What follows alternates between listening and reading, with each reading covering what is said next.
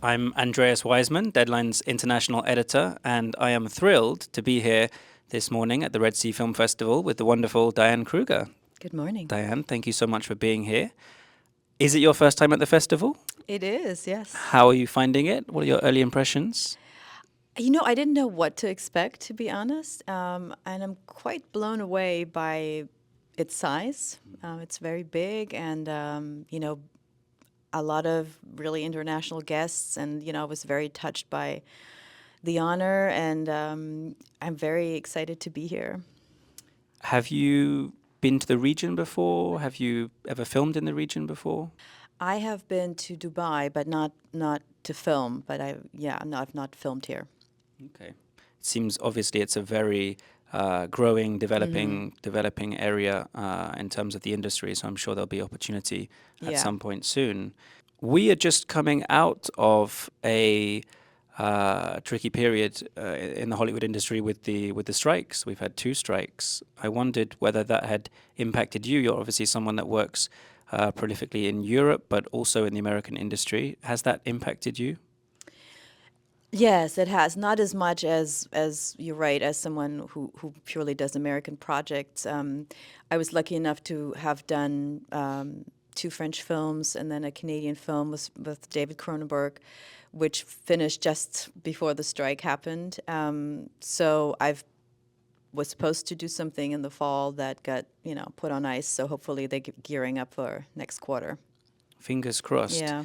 You have a whole range of really interesting projects in the works, as you say. I was looking before we came in, and you have a couple of great docs by the sound of it that you're working on. Marlena and Marlena with Fatih Akin, isn't it? Hmm. And you also have the Romy Schneider film. Yeah, so that's a documentary about Romy Schneider. It was an interesting concept that came to me from by Canal Plus. It's basically following the career of two actresses. In this case, me and Romy. She was my icon. She was truly, or she is my icon. She was the reason why I wanted to become an actress. Being German myself. I followed her all my life without knowing that I myself would want to be an actress one day. But when I moved to France, I discovered her French work, all the great films she did with Sauté and, just the plethora of really her talent. And it's really what made me fall in love with French cinema. It's why I went to French drama school, and I thought, oh, if the French like a German girl with a with an accent, maybe I have a chance too. So that's why I did this. And Marlene Dietrich is not a documentary. We're hoping to make a movie. That's going to be a narrative feature. Yes. Okay, great.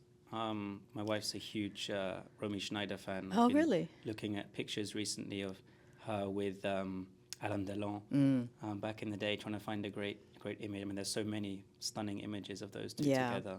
The Fatih Akin project, I was amazed to read that that was your first movie. The movie you did with him in The Fade was your first movie in German Yes. language. Yes. Well, I was speaking a little bit of German in Quentin Tarantino's film, *Inglourious Bastards*, but yeah, I'd never made a film in Germany. And Exupere is the Saint-Exupéry movie is in French. In French, yeah. Wonderful.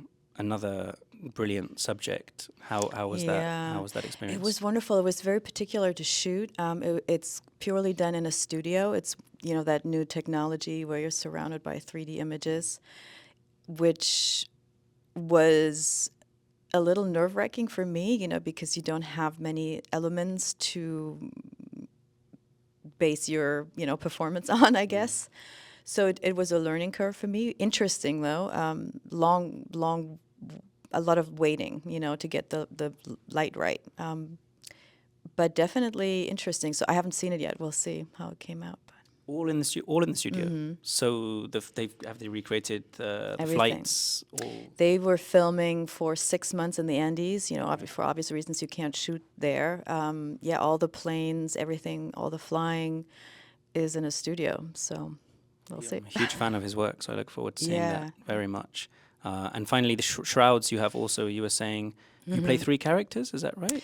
Yeah, so it's probably David's most personal film because it deals with the loss of his wife who passed away from cancer. Um, with David's very particular twist on how he narrates, story and pain. But it's a movie that deals with loss and grief and being in a couple for so long, like in a relationship for so long, and what true love is. So I play his wife, his sister's wife. And I'm sorry, her sister, not her sister's wife. So the wife, her sister, and then an avatar that he created in her memory. Wow. Yes, Okay. so that was interesting. That's interesting. That's a lot to handle there. Yes. Well, we very much look forward to seeing it. And finally, do we know what's next for you in terms of filming? Is there something on the horizon? There's a lot of stuff on the horizon. Yeah. It's kind of is a thing of what's going to be able to get up going first. There's a lot of European stuff that I could do, but my loyalty is obviously to the project I was committed to in the U.S. So I'm giving it a few months or a few weeks to see, what can be done. Okay. And which one was that US that we I don't want don't wanna to, talk about it right now? jinx it, but yeah. Okay. Fingers crossed for Yes, that one. thank you. Diane, thank you so much for Thank being you with too. us.